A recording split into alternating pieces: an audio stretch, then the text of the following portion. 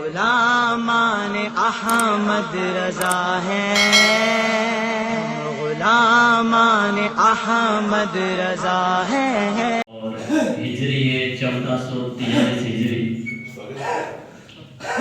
7واں مہینہ نام کیا رجب کا، اور 443 ہجری ہے۔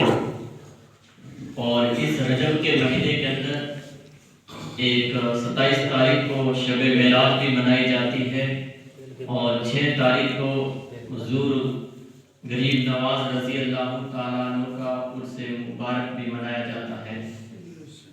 تو ہم مسلمان ہیں، ہمیں یاد ہونا چاہیے اسلامی مہینے کا نام بھی۔ کیا نام اسلامی مہینے کا؟ رجب۔ سب بولو کیا نام ہے؟ رجب۔ رجب۔ اور 7واں مہینہ ہے، کون سا؟ 7واں مہینہ ہے، 7 1443 ہجری۔ تاریخ کتنی آج؟ 2 تاریخ ہے رجب کی، 2 تاریخ اور 7واں مہینہ اور 1443 ہجری۔ 2 تاریخ 7واں مہینہ یعنی رجب اور 1443 ہجری ہے۔ یہ مہینہ اکثر غریب نواز رضی اللہ تعالیٰ عنہ کے نام سے جانتے اور پہچانتے ہیں۔ چاند بھی نہیں ہوا تھا کہ لوگ انتظار کر رہے تھے کہ رجب کا چاند کب دکھے گا۔ جیسے ہی رجب کا چاند ظاہر ہوا، سب خوشیوں میں ڈوب گئے کہ غریب نواز کی چھٹی آ گئی۔ حتیٰ کہ مسلمان نہیں بلکہ غیر بھی پکار اٹھے کہ یہ ہند کے راجہ ہمارے پیارے خواجہ کا چاند مبارک دکھ گیا ہے۔ وہ غریب نواز ہندوستان کی شان ہے۔ انگریز ایک امریکہ بہت بڑا سپر پاور ملک ہے، اپنے آپ کو کہتا ہے۔ جب پہلی مرتبہ جب انگریز آئے ہندوستان میں، تو ہندوستان کا جائزہ لینے کے بعد میں جب اپنے ملک جاتے ہیں واپس، تو کسی نے پوچھ لیا کہ دوست آپ ہندوستان میں گئے تھے تو ایسی کون سی چیزیں دیکھی ہندوستان میں جانے کے بعد؟ آج ہم بھی جاتے ہیں اجمیر میں، لوگ پوچھتے ہیں کہاں کہاں گئے ہیں، لوگ کہتے ہیں انا ساگر گئے، فلاں درگاہ پر گئے، یا لوگ مدینہ منورہ مکہ حج کرنے کے لیے جاتے ہیں، لوگ کہتے ہیں فلاں فلاں جگہ ہم نے دیکھی ہے۔ اسی طرح انہوں نے پوچھا کہ آپ ہندوستان گئے تھے، کیا دیکھا آپ نے؟ تو اس انگریز نے بہت پیارا جواب دیا تھا۔ اس انگریز نے کہا ہندوستان کا تاج محل میں نے دیکھا، لال قلعہ بھی دیکھا، اور ہندوستان کا بدھ دھرم مندر بھی دیکھا، بڑے بڑے مندر دیکھے، بڑے بڑے محلات دیکھے، بڑے بڑے گرجا ہال دیکھے، بڑے بڑے گڑھ دیکھے، لیکن مجھے ہندوستان میں سب سے زیادہ جو اچھی چیز پسند آئی ہے وہ ہندوستان کی زمین ہے۔ ہندوستان کی زمین اور وہاں پتھری علاقہ ہے، چاروں طرف پتھر ہی پتھر ہے، اور ان پتھروں کے بیچ میں ایک مردہ سو رہا ہے جنہیں دنیا سے کئی برس ہو گئے گزرے ہوئے، لیکن آج بھی اس کی حکومت چل رہی ہے۔ یہ کس نے کہا تھا؟ مسلمان نہیں بلکہ غیر ایک انگریز نے کہا تھا۔ انگریز کو اسلام کا کٹر دشمن ہوا کرتا ہے، انگریز کو اسلام کا کٹر دشمن، لیکن انگریز کو بھی کہنا پڑ گیا کہ ایک مردہ ہے، وہ مردہ سمجھتے کہ ایک مردہ ہے، ہزاروں سال ہو گئے گزرے ہوئے، لیکن آج بھی اس کی حکومت چل رہی ہے۔ غریب نواز کا وہ دربار ہے جہاں بڑے بڑے لوگ، بڑے بڑے بادشاہ اس وقت بھی آتے تھے، آج بھی آتے ہیں۔ ہندوستان کی اگر شہنشاہی کسی کو لینی ہوتی ہے تو سب سے پہلے غریب نواز کی چوکھٹ کو چومنا پڑتا ہے۔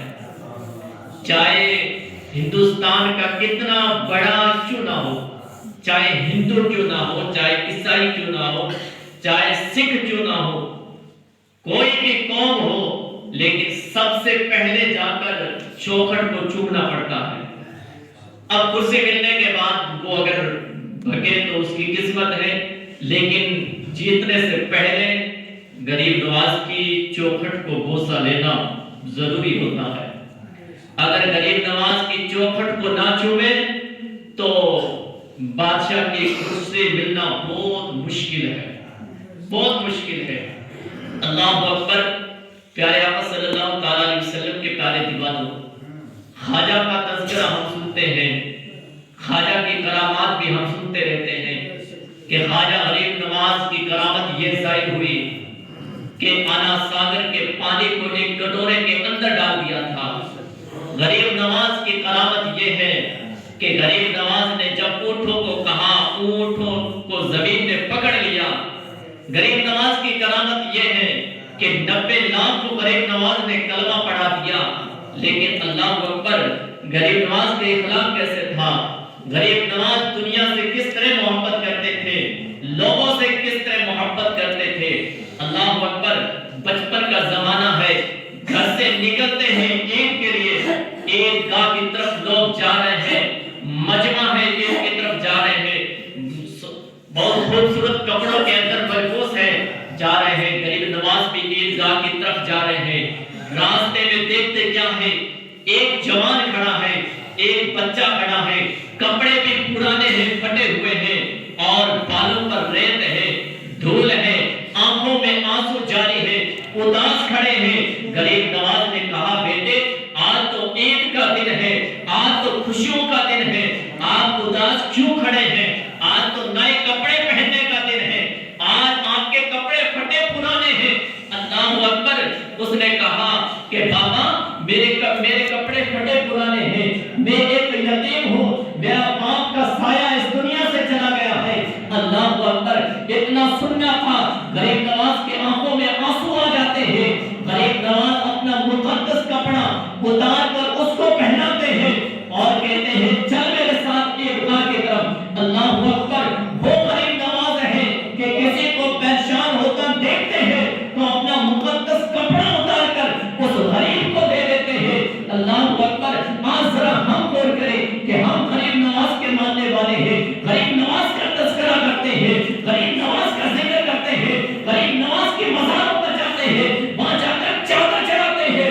کچھ تو لوگ ایسے ہیں کہ ہر مہینہ جاتے ہیں غریب نواز کے دربار پر، کچھ ایسے ہیں 2 مہینے کے بعد جاتے ہیں، کچھ ایسے ہیں جو 12 مہینے کے بعد جاتے ہیں، لیکن اللہ اکبر کچھ تو ایسے ہیں 1 ہفتے کے اندر 2 مرتبہ جاتے ہیں۔ لیکن جائزہ ہے غریب نواز کا طریقہ کیا تھا، غریب نواز کا کون سا طریقہ تھا؟ کیا غریب نواز کا طریقہ ہم میں ہے؟ کیا اس طرح نہ سمجھو کہ ہم ہر ہفتے جائیں غریب نواز کی چوکھٹ کو چوم کر چادر چڑھا کر آ جائیں، ہمارا فرض ختم ہو گیا، لیکن دنیا پر ظلم کرے، دنیا کو ظلم کرے، اپنے رشتہ داروں پر ظلم کرے اور جائے غریب نواز کی چوکھٹ پر۔ ارے غریب نواز کی چوکھٹ پر وہ بندہ جائے جو طریقہ غریب نواز ہو۔ اسی طرح اگر اس کے پاس طریقہ نہیں ہے، لوگوں پر ظلم کرتا ہے، لاکھ مرتبہ جائے غریب نواز کے در پر، کوئی فائدہ ملنے والا نہیں ہے۔ دنیا کے سامنے آج ہم جاتے ہیں غریب نواز کی مزار پر چادر چڑھاتے ہیں، شرنیاں منت مانگتے ہیں، لیکن اللہ اکبر غریب نواز کا طریقہ کیسا تھا؟ غریب نواز کے نام سے لوگوں نے کہا یا غریب نواز آپ کے نام سے ایک محل بنا دے، یا غریب نواز آپ کے نام سے ایک مکان بنا دے۔ اللہ اکبر۔ آج بھی دیکھا جائے، اجمیر میں چلے جائیں، آپ کسی جگہ پر چلے جائیں، لیکن غریب نواز کا کوئی کوٹھی نہیں ہے، غریب نواز کا کوئی بنگلہ نہیں ہے۔ وہ ان کے بادشاہ تھے، اگر وہ چاہتے تو غریب نواز کا بنگلہ اجمیر کی دھرتی پر بھی ہوتا، دہلی کی دھرتی پر بھی ہوتا، ہر جگہ غریب نواز کا بنگلہ ہوتا۔ لوگوں نے کہا اے غریب نواز آپ کے نام کا کوئی بنگلہ بنا دے، تو غریب نواز نے کہا میرے نام کا بنگلہ نہ بلکہ میرے نانا کے نام پر اور اللہ کے نام پر ایک مسجد بنا دو، ایک مسجد بنا دو۔ اور غریب نواز نے مسجدیں بنائی۔ آج غریب نواز کا مزار مبارک ہے، چاروں طرف مسجدیں ہیں، کبھی ادھر سے اللہ کی آواز آ رہی ہے، کبھی ادھر سے اللہ کی آواز آ رہی ہے، کبھی نعتیں پڑھی جاتی ہیں، کبھی قرآن کی تلاوت ہو رہی ہے،